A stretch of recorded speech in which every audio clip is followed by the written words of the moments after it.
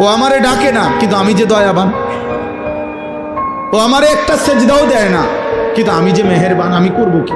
আমি কেমনে ওরে শাস্তি দেই? আমি আল্লাহ কেমনে ওর খানা বন্ধ করে দেই? আমি যদি ঘুম বন্ধ করে দেই, ও তো বাঁচবে না। ও আমি যদি তার পেশাবের সার্কুলেশন বন্ধ করে দেই, পেশাবটাও যদি ঠিক মতো বাহির না হয়, ও তো বাঁচবে না। ওর পায়খানা যদি একদিন আটকায়া থাকে, ও তো বাঁচবে না। ওর নিঃশ্বাস যদি 1 সেকেন্ড আটকায় থাকে, ও তো বাঁচবে না।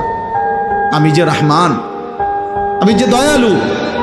তবে আল্লাহ বলে, বান্দা তবে শেষ তুমি ভেবেছ আমি শুধু দয়াই করে যাব?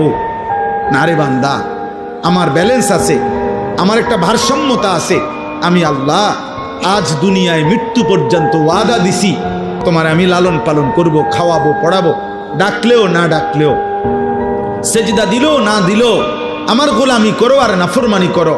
তবে মালিক ইয়াউমিদ্দিন, মনে রাখবা আমি কিন্তু বিচার দিবসের মালিক, আমি বাদশাহ, আমি রাজা ধীরাজ, আমি জব্বার, আমি কাহার। আজ দুনিয়ায় আমি যা দিয়েছি, খোদার কসম আল্লাহ বলছে, বান্দা তার সব কিছুর চুল চেরা, বিন্দু বিন্দু, জাররা জাররা হিসাব আবার আখিরাতে আমি নেব।